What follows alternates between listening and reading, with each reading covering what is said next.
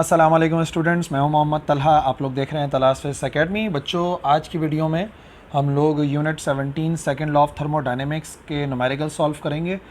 Theory lectures complete हो चुके हैं। मैं रिकमेंड करूंगा कि पहले आप थ्योरी के लेक्चर्स को मुकम्मल तौर पे समझने की कोशिश करो और उसके बाद जो है वो न्यूमेरिकल्स को समझो, तो इंशाल्लाह ज़्यादा बेहतर तरीके से समझ में आएंगे।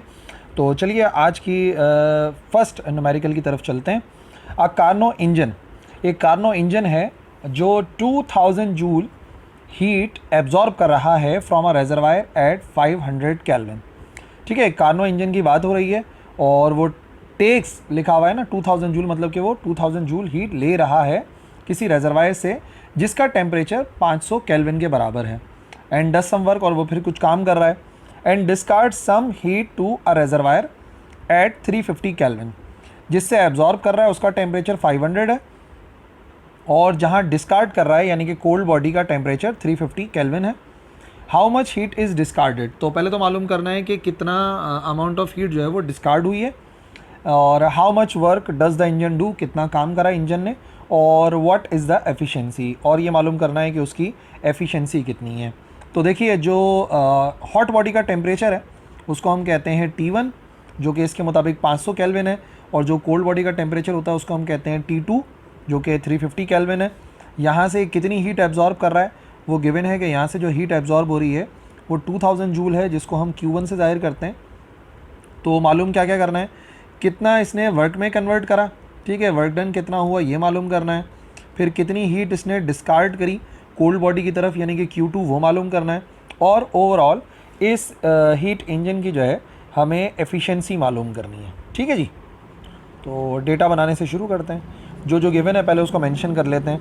हमें मालूम क्या क्या है, सबसे पहले हमें 2000 जूल पता है और ये है हीट एब्जॉर्ब्ड, कि कितना अमाउंट ऑफ हीट जो है वो एब्जॉर्ब हुई है।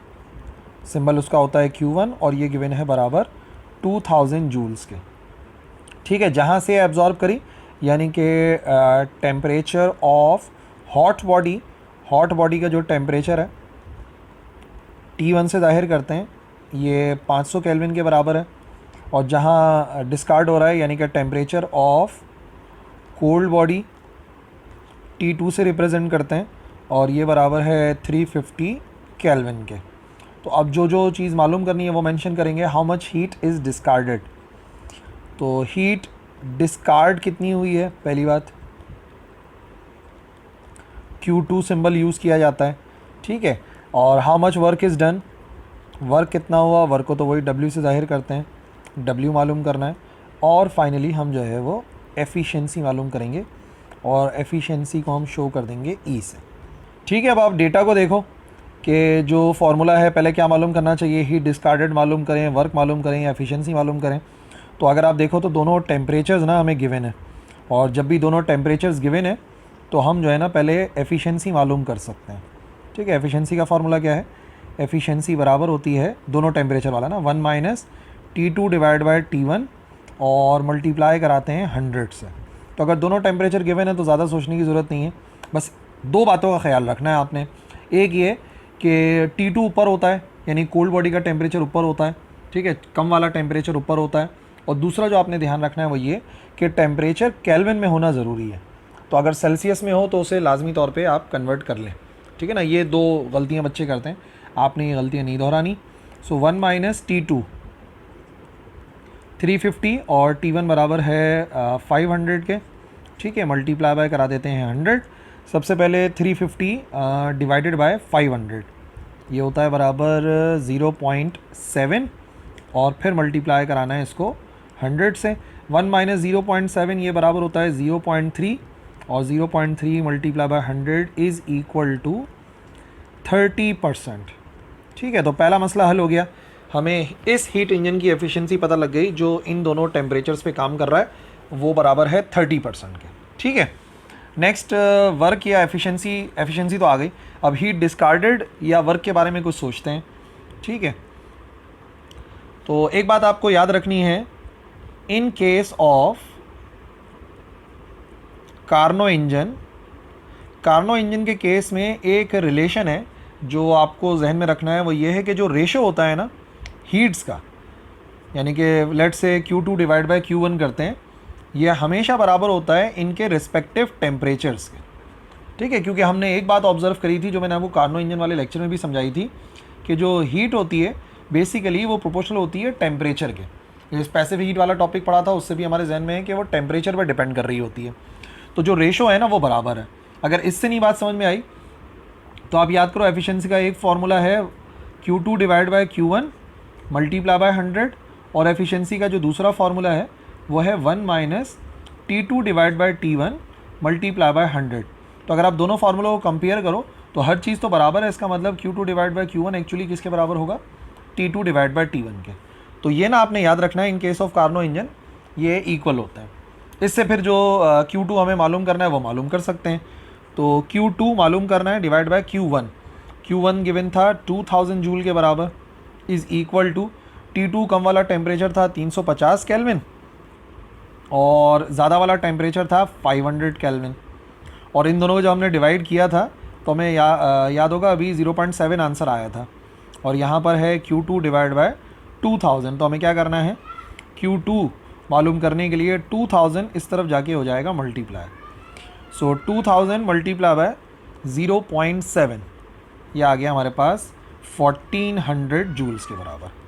इसका मतलब जिस हीट इंजन की बात हो रही है उसने हीट एब्जॉर्ब जो करी थी वो 2000 की थी, उसमें से जो ज़ाया करी है उसने डिस्कार्ड करी है वो 1400 है, ठीक है ना। 1400 उसने ज़ाया कर दी।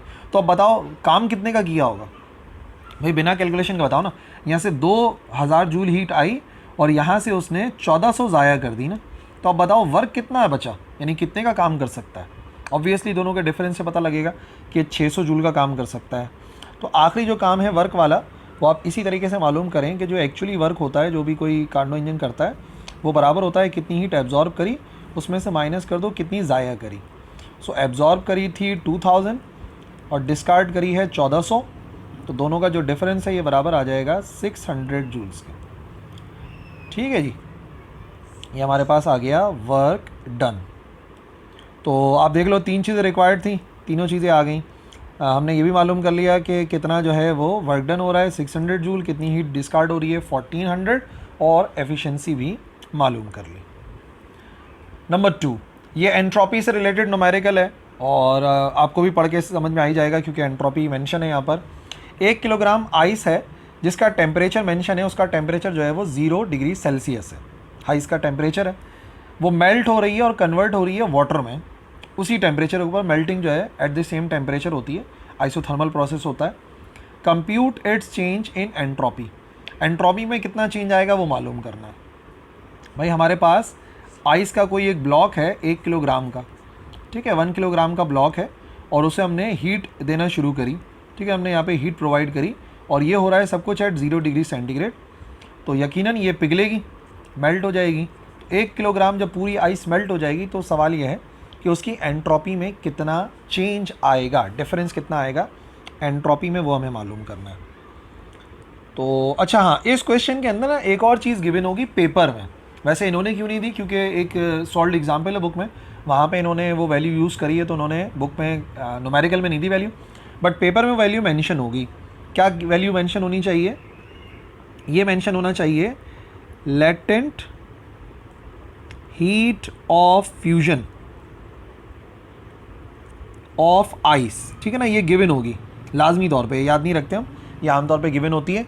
तो कितनी होती है latent heat of fusion of ice, HF से जाहिर करते हैं इसको, ये गिवन होगी आपको, क्योंकि आप अगर वो सॉल्ट एग्जाम्पल देखोगे तो उसमें भी गिवन है ना।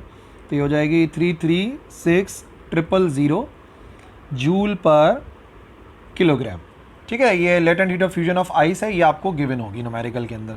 तो एटलीस्ट आपको एक आइडिया तो मिल जाएगा कि भाई इसका मतलब लेटेंट हीट ऑफ फ्यूजन का ही टॉपिक यहाँ पर यूज़ करना है। अब सबसे पहले देखो मास ऑफ आइस कितना है जो कि मेल्ट हो रहा है। मास ऑफ आइस को m से जाहिर कर देते हैं, यह है बराबर 1 किलोग्राम के, ठीक है, मास मेंशन है। और टेम्परेचर जिस टेम्परेचर पे ये काम हो रहा है, यानी कि टेम्परेचर ऑफ आइस भी गिवन है, T से शो करेंगे, ये टेम्परेचर है बराबर 0 डिग्री सेल्सियस के, और फिर प्लस 273 कर लेते हैं, बार बार बता रहा हूँ केल्विन में कन्वर्ट करेंगे, कितने केल्विन बनेगा, ये बन जाएगा हमारे पास 273 केल्विन, ओके, इसको करेंगे 273 केल्विन। और latent heat of fusion of ice given है, latent heat of fusion of ice symbol होता है इसका HF लेटेंट हीट का। लेटेंट हीट का मतलब होता है वो अमाउंट ऑफ हीट जो 1 किलोग्राम, फ्यूजन की बात बता रहा हूँ, जो 1 किलोग्राम सॉलिड को कन्वर्ट कर दे लिक्विड में, वो अमाउंट ऑफ हीट जो 1 किलोग्राम सॉलिड को कन्वर्ट कर दे लिक्विड में at its melting point, melting point के ऊपर ही होता है ऐसा, तो वो जो अमाउंट ऑफ हीट होती है उसे लेटेंट हीट ऑफ फ्यूजन कहा जाता है। उसका ही फॉर्मूला यहाँ पे हमें यूज़ करना होगा सोल्यूशन के लिए, 336,000 जूल पर किलोग्राम। ठीक है जी। अब ज़रा फार्मूला देखना पड़ेगा आपको चेंज इन एंट्रोपी का, क्योंकि हमें मालूम क्या करना है, हमें मालूम करना है एंट्रोपी में आने वाला चेंज, और एंट्रोपी चेंज एक्चुअली बराबर होता है डेल्टा एस के। ठीक है, ये हमें मालूम करना है। तो ठीक है, पहले फार्मूला मेंशन करते हैं। एंट्रोपी का जो चेंज है वो एक्चुअली बराबर होता है डेल्टा एस, और वो होता है amount of heat divide by T. कितना अमाउंट ऑफ हीट रिक्वायर्ड है इसको मेल्ट करवाने के लिए एट दी मेल्टिंग पॉइंट, यानी कि टेम्परेचर पुट करना पड़ेगा। अब सबसे पहले ना आपको ये अमाउंट ऑफ हीट कैलकुलेट करना है। जब अमाउंट ऑफ हीट आ जाएगा तब तो सिर्फ डिवाइड ही कराएंगे, टेम्परेचर तो गिवन ही है। ठीक है, अब डेल्टा क्यू निकालने के लिए according to the definition of latent heat of fusion, latent heat of fusion का फॉर्मूला लिखना पड़ेगा। लेटेंट हीट ऑफ फ्यूजन का फॉर्मूला होता है बराबर HF बराबर होता है कितना अमाउंट ऑफ हीट है उसको डिवाइड करा देते हैं मास से। मैं कह रहा हूँ ना, latent heat of fusion of ice का मतलब क्या हो गया, या किसी भी सब्सटेंस का, वो अमाउंट ऑफ हीट जो कि यूनिट किलोग्राम को लिक्विड से सॉलिड से लिक्विड में कन्वर्ट कर दे एट इट्स मेल्टिंग पॉइंट। तो अगर यहाँ से मैं डेल्टा क्यू की वैल्यू को अलग करता हूँ तो डेल्टा क्यू बराबर आ जाएगा MHF के। ठीक है ना, MHF के बराबर आ जाएगा। तो इसका मतलब पहले अगर मैं MHF निकाल के Q की वैल्यू निकाल लूँ, डेल्टा Q की, फिर यहाँ पे पुट कर देंगे। तो मास है बराबर 1 के, और HF जो है ये गिवन होगा आपको, जो भी सब्सटेंस होगा 33, और ये आ गया 6000। 1 से मल्टीप्लाई कर भी दें तो सेम ही आंसर आएगा 33, और ये आ गया हमारे पास 6000 जूल्स के बराबर। तो ये वो अमाउंट ऑफ हीट है जो कि 1 किलोग्राम आइस को मेल्ट करने के लिए दरकार होती है एट इट्स मेल्टिंग पॉइंट। तो फिर इक्वेशन 1 में उसको पुट कर देते हैं। इक्वेशन 1 में पुट करेंगे तो डेल्टा एस बराबर आएगा, ये हीट की वैल्यू आ गई, और इसको डिवाइड करा देंगे हम वैल्यू ऑफ टेम्परेचर। टेम्परेचर को हम केल्विन में कन्वर्ट कर चुके हैं, यानी कि 273 से डिवाइड कराएंगे। 273 से डिवाइड कराओ, 336,000 डिवाइड बाय 273। ठीक है, ये बराबर आएगा 1230.7 जूल्स के बराबर। ठीक है, क्या जूल पर केल्विन के बराबर, क्योंकि एंट्रोपी की बात की जा रही है, यही आंसर है। इसका मतलब उस सब्सटेंस के जो एंट्रोपी चेंज होगा वो 1230 के बराबर होगा। ठीक है, अच्छा, अब जो इन्होंने 1220 लिखा हुआ है वो इन्होंने इसकी अप्रॉक्सीमेट वैल्यू यूज़ करी होगी, मैंने एग्जैक्ट वैल्यू बता दी है। तो अगर आप 3.36 से सॉल्व करो तो फिर आंसर जो है वो आ जाएगा, लेकिन बहरहाल इसमें भी कोई गलती नहीं है, ये आंसर भी बिल्कुल करेक्ट है। Question number 3, in a high pressure steam turbine engine, एक high pressure steam turbine engine है जिसमें स्टीम जो है वो 600 डिग्री सेल्सियस के ऊपर मौजूद है, आ रही है, और जो एग्जॉस्ट हो रही है यानी कि बाहर की तरफ निकल रही है, रिजेक्ट हो रही है, वो 90 डिग्री सेल्सियस के ऊपर हो रही है। 600 डिग्री सेल्सियस पे स्टीम आ रही है और फिर ठंडी होकर 90 डिग्री सेल्सियस पर रिलीज़ हो रही है। So what is the highest possible efficiency of any engine, किसी भी इंजन की हाईएस्ट पॉसिबल एफिशिएंसी कितनी होगी जो ऑपरेट करेगा इन दोनों टेम्परेचर के दरमियान में। आसान न्यूमेरिकल है इस वजह से कि दो टेम्परेचर आपने देखे और एफिशिएंसी की बात हो रही है, तो एफिशिएंसी का जो फार्मूला टेम्परेचर वाला है इसका मतलब वही हमें यूज़ करना पड़ेगा। तो पहली बात, ये किस चीज़ का टेम्परेचर है, एक आपको कम है एक ज़्यादा नज़र आ रहा है, तो पहला वाला टेम्परेचर जो ज़्यादा वाला है वो होगा टेम्परेचर ऑफ हॉट बॉडी। ठीक है, अगर कोई भी हीट इंजन काम करता है तो ये उसके लिए हॉट बॉडी बनेगी जिसका टेम्परेचर T1 होता है 600 डिग्री सेल्सियस, और फिर दूसरा वाला टेम्परेचर बनेगा उस इंजन के कोल्ड बॉडी का टेम्परेचर जो कि T2 होगा, और वो है 90 डिग्री सेल्सियस। हमसे कह रहे हैं मैक्सिमम एफिशिएंसी कितनी होगी, मैक्सिमम एफिशिएंसी हमें मालूम करनी है। ठीक है, तो जो भी एफिशिएंसी आ जाएगी, सही है। सॉल्व करें, कुछ कन्वर्ट तो नहीं करना, ये गलती मत कर देना बच्चों के फ़ौरन देखते ही बोला आसान सा न्यूमेरिकल आ गया सॉल्व कर लें। टेम्परेचर को लाजमी तौर पे कन्वर्ट करना है, बार बार याद दिला रहा हूँ। +273 ताकि आंसर केल्विन में आ जाए। तो 600 + 273 ये होता है 873 केल्विन, और 90 + 273 ये हो जाएगा 363 केल्विन के बराबर। कन्वर्ट हो गया, ठीक है। आप कर लो, अब कौन कह रहा है कि आप जो है वो नहीं सॉल्व करो। एफिशिएंसी है 1 - T2 / T1 मल्टीप्लाई बाय 100। ऊपर कम वाला टेम्परेचर, नीचे ज़्यादा वाला टेम्परेचर, याद दिलाने के लिए बता रहा हूँ। 1 - T2 कितना, T2 है 363 डिवाइड बाय ज़्यादा वाला टेम्परेचर है 873। जब आंसर आएगा तो आखिर में उसको मल्टीप्लाई बाय 100 करा देंगे। तो दोनों को डिवाइड कराओ पहले, 363.873 ये आ जाएगा हमारे पास 0.415। ठीक है, 0.415 मल्टीप्लाई बाय 100। और अब इसमें से माइनस करा लो, माइनस करा के आंसर आ जाएगा 0.585। ठीक है, और मल्टीप्लाई बाय 100। 0.585 को मल्टीप्लाई बाय 100 कराएंगे, ये आ जाएगा 58.5%। इट मीन्स कोई भी हीट इंजन जो इन दोनों टेम्परेचर्स पर काम करेगा उसकी मैक्सिमम एफिशिएंसी 58.5% पॉसिबल है।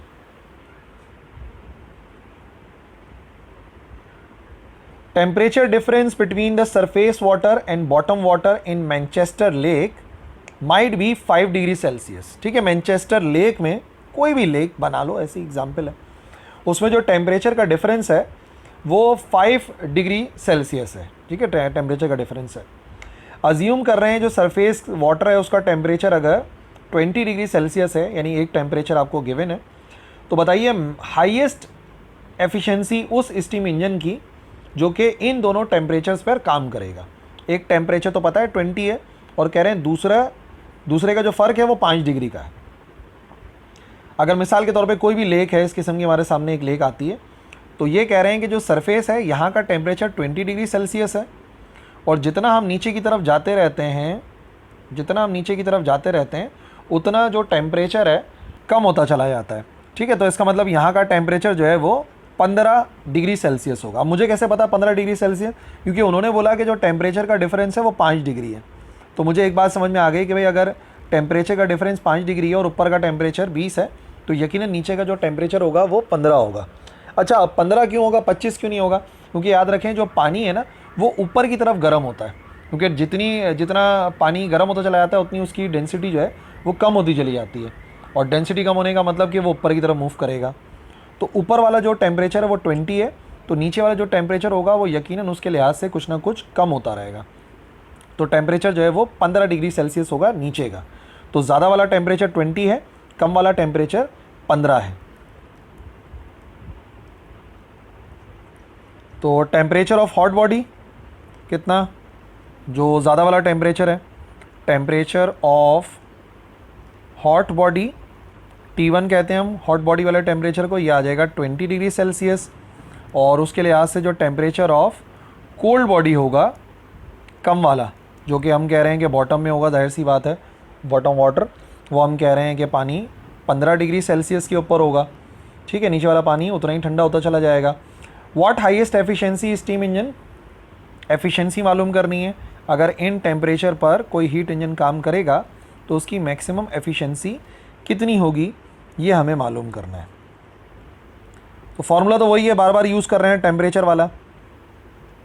एफिशिएंसी बराबर है 1 - कम वाला टेम्परेचर ऊपर, ज़्यादा वाला टेम्परेचर नीचे, और फिर मल्टीप्लाई कराना है 100 से।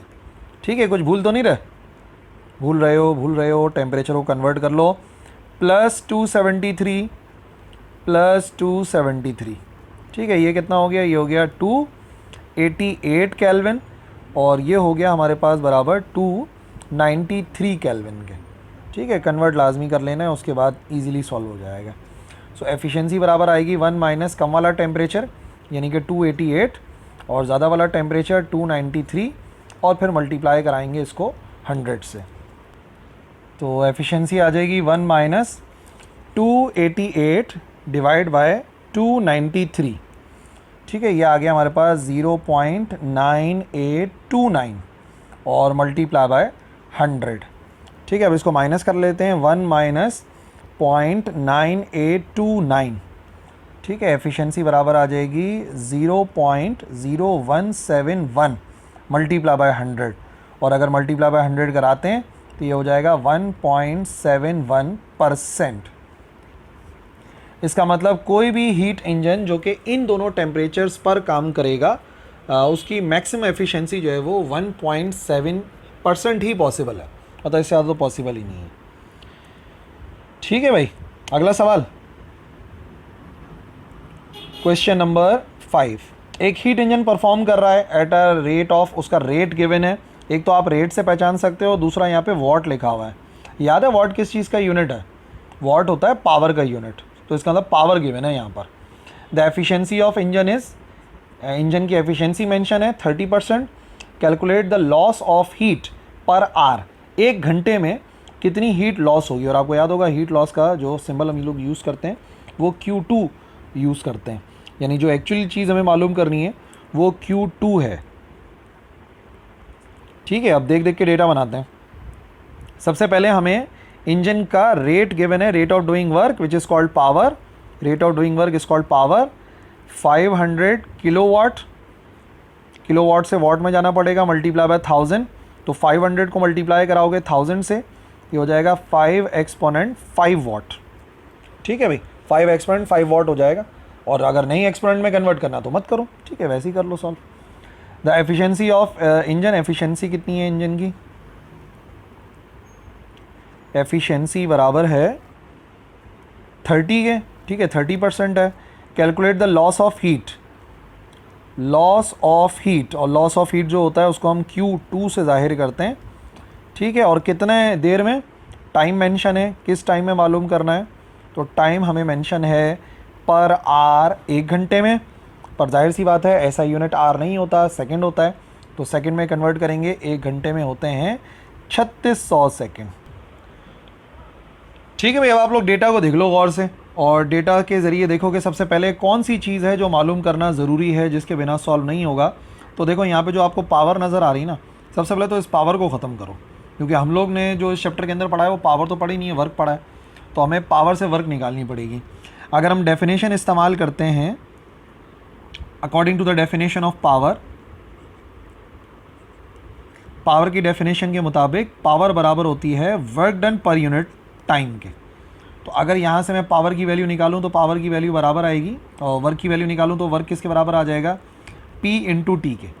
तो पहले ये देख लेते हैं कि इस हीट इंजन ने काम किया कितना है, उसके बाद बाकी बातें सॉल्व हो जाएंगी। अच्छा, काम कितना किया? पावर को टाइम से मल्टीप्लाई करना पड़ेगा।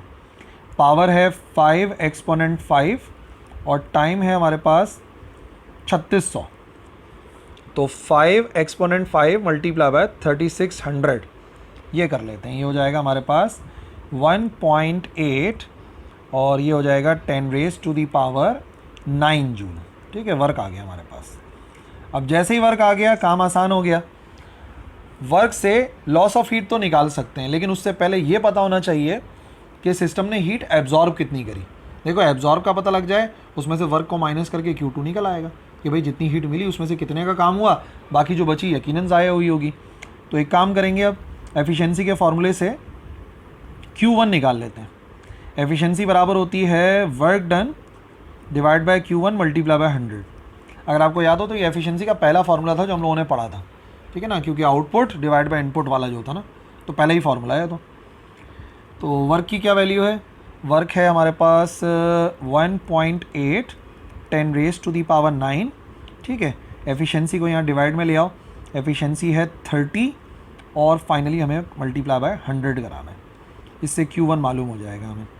1.8 एक्सपोनेंट 11, 1.8 एक्सपोनेंट 11 हो जाएगा 100 से मल्टीप्लाई होके, और फिर इसको डिवाइड करा देते हैं 30 से, ये हो जाएगा हमारे पास 6 एक्सपोनेंट 9 जूल, ठीक है। 6.0 एक्सपोनेंट 9 जूल या 6 एक्सपोनेंट 9 जूल लिख लो। अब आपको ये बात तो पता लग कि जब आपको वर्क भी पता है Q1 भी पता है, तो Q2 निकालना कोई मुश्किल काम नहीं है। अब ये बात तो हम जानते हैं कि वर्क एक्चुअली बराबर होता है Q1 माइनस Q2 के। जितनी हीट दी उसमें से जितनी ज़ाया हुई, दोनों के दरमियान का जो फ़र्क है वो वर्क के बराबर होगा। मालूम हमें Q2 करना है, तो Q1 में से वर्क को माइनस करना पड़ेगा। Q1 की वैल्यू, Q1 की क्या वैल्यू थी? Q1 आया था हमारे पास 6 एक्सपोनेंट 9, उसमें से माइनस करना है 1.8 एक्सपोनेंट 9। 6 एक्सपोनेंट 9, 1.8 एक्सपोनेंट 9, ठीक है। 6 में से 1.8 माइनस कर दो, ये आ जाएगा 4.2 और 10 रेज टू द पावर 9 अपनी जगह पर है, ये आ जाएगा जूल्स। सही है भाई। तो रिक्वायर्ड था कितना लॉस ऑफ हीट होगा 1 घंटे के अंदर, तो 1 घंटे में इतना ही लॉस ऑफ हीट हो सकता है। क्वेश्चन नंबर 6, एक हीट इंजन परफॉर्म कर रहा है वर्क। दोबारा से वर्क गिवन है यहाँ पर, लेकिन आप देखो वॉट में गिवन है। इसका मतलब ये पावर है और वर्क इस वजह से कह रहे हैं क्योंकि आगे टाइम भी मेंशन है। 1 घंटे में इतना काम कर रहा है, यानी इतनी पावर के साथ काम कर रहा है। रिजेक्ट कर रहा है, रिजेक्शन आपको पता है Q2 के बराबर होता है सिंक में। So what is the efficiency of engine. हमें इंजन की एफिशिएंसी मालूम करनी है कि इस इंजन की एफिशिएंसी कितनी होगी, ठीक है। पिछले वाले सवाल से काफ़ी हद तक मिलता जुलता सवाल है, तो हम उसी को देख के यहाँ पे डेटा बना लेंगे। सबसे पहले हमें पावर गिवन है, ठीक है, तो हम पावर लिखेंगे यहाँ पर। पावर P कितनी है? 0.4166 वाट। अच्छा जी, कितनी देर में काम कर रहा है? काम कर रहा है वो 1 घंटे में, और 1 घंटे का मतलब हो गया सेकंड्स में हो जाएगा 3600 सेकंड।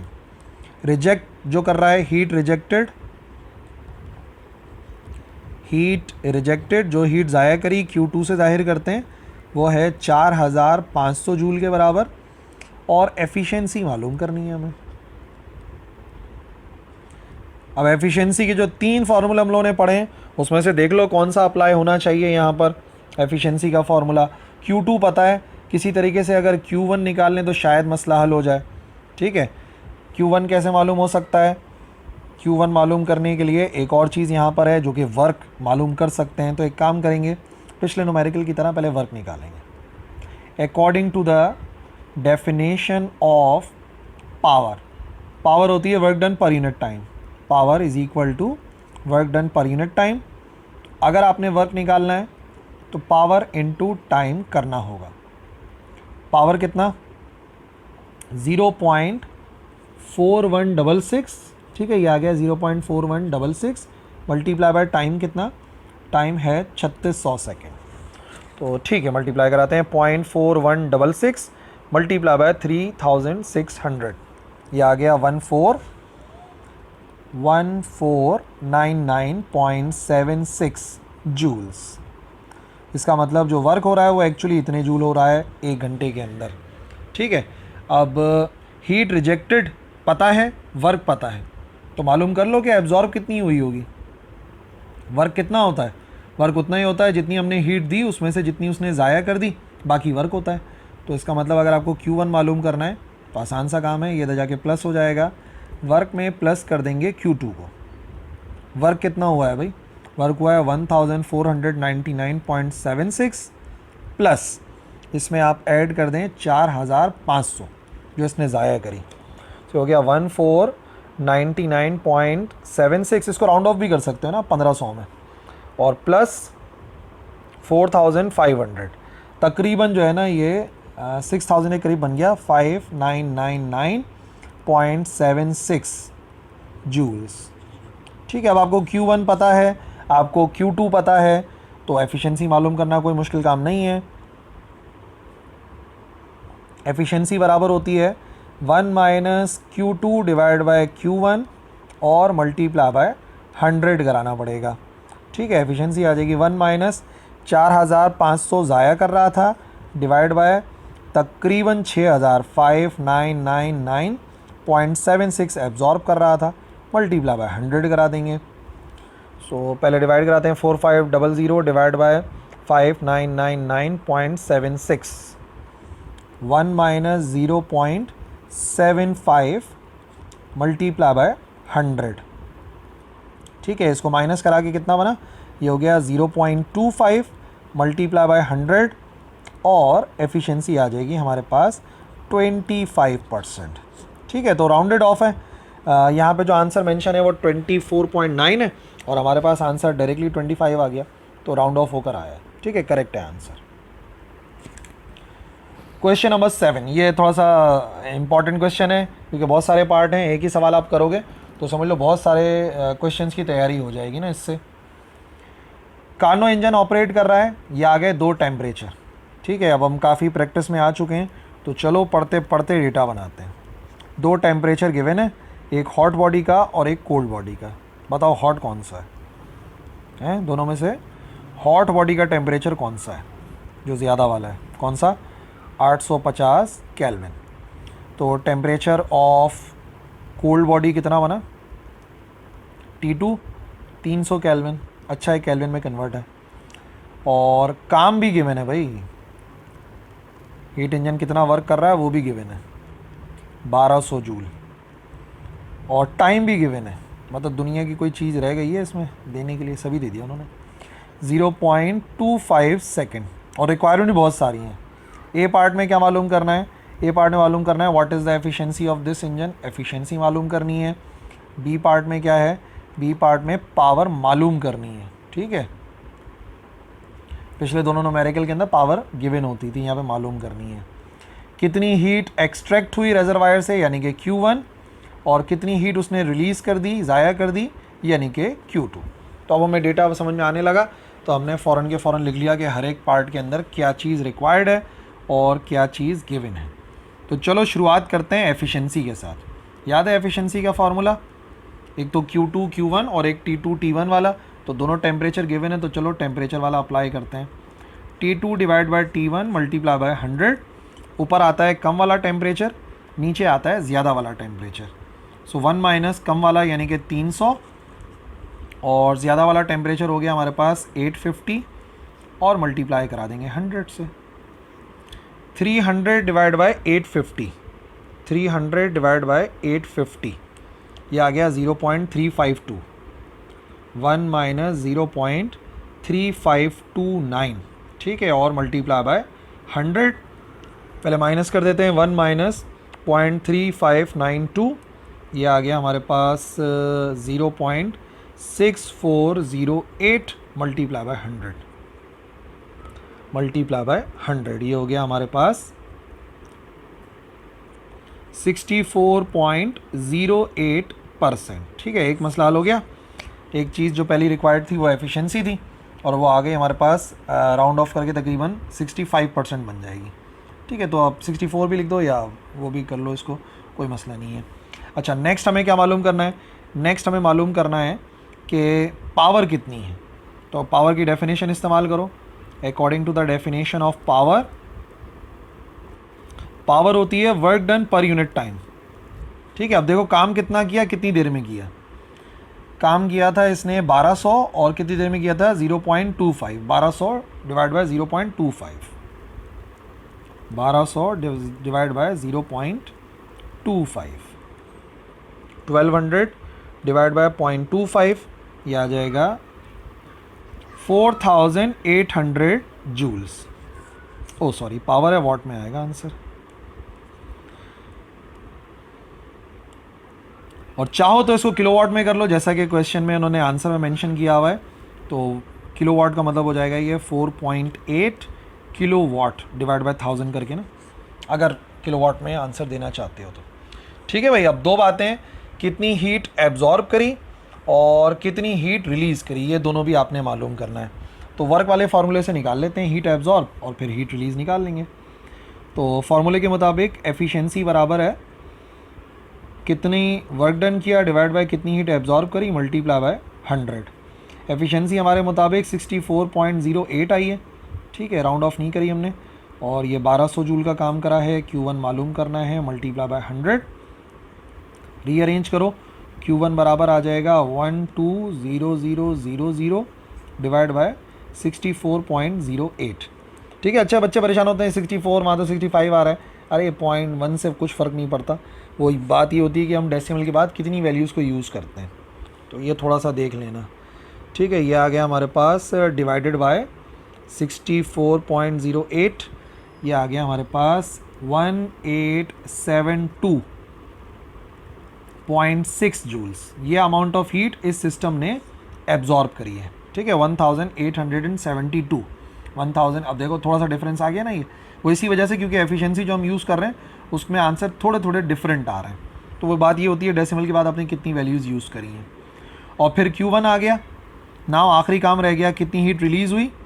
Q2 कैसे मालूम कर सकते हैं, कितनी हीट हमने दी उसमें से कितना उसने काम करा, दोनों का फ़र्क निकाल लो। तो 1872.6 माइनस वर्क कितना हुआ था, वर्क था 1200 का।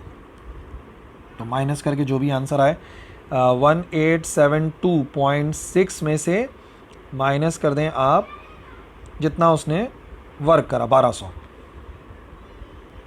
ये बन गया हमारे पास 672.6 जूल्स। ठीक है, ये मतलब हीट इसने रिलीज़ करी है।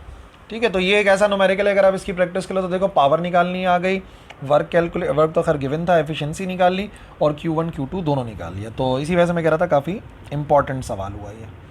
ठीक है, लास्ट क्वेश्चन है, कार्नो इंजन एब्जॉर्ब कर रहा है इतनी हीट और ये कर रहा है एग्जॉस्ट यानी ज़ाया ईच साइकिल में।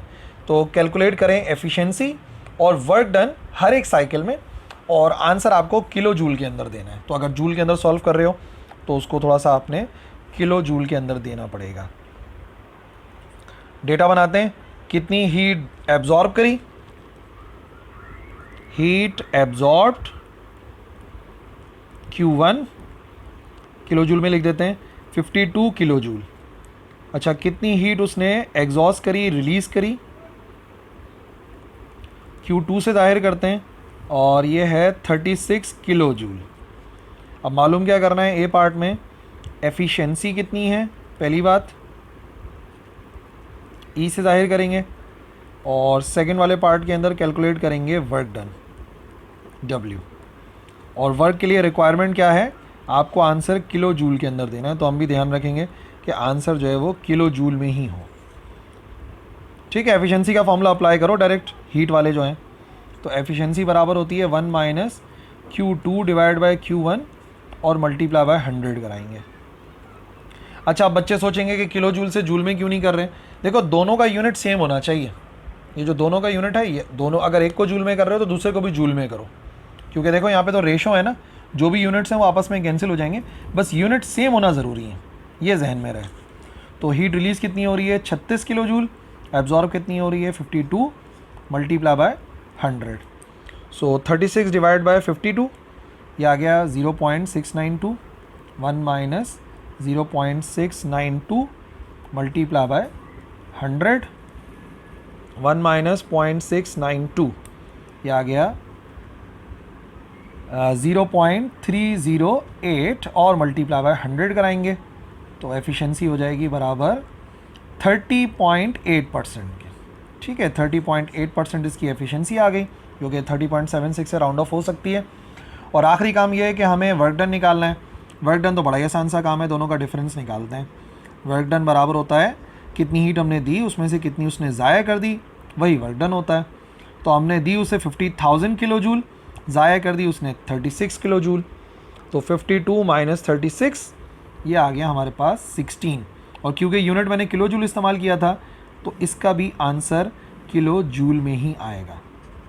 ठीक है भाई, दो चीज़ें रिक्वायर्ड थी, एफिशिएंसी और वर्क डन, वो भी किलो जूल के अंदर, तो हमने फाइंड कर लिया। तो ये हो गए हमारे चैप्टर नंबर 17 के न्यूमेरिकल। आई होप सारे न्यूमेरिकल अच्छे तरीके से समझ में आ गए होंगे। अच्छे से प्रैक्टिस करो और कोई परेशानी है तो कमेंट सेक्शन में लिखो, इंशाल्लाह उसको ज़रूर दूर करेंगे। That's all for this video. अल्लाह हाफिज़।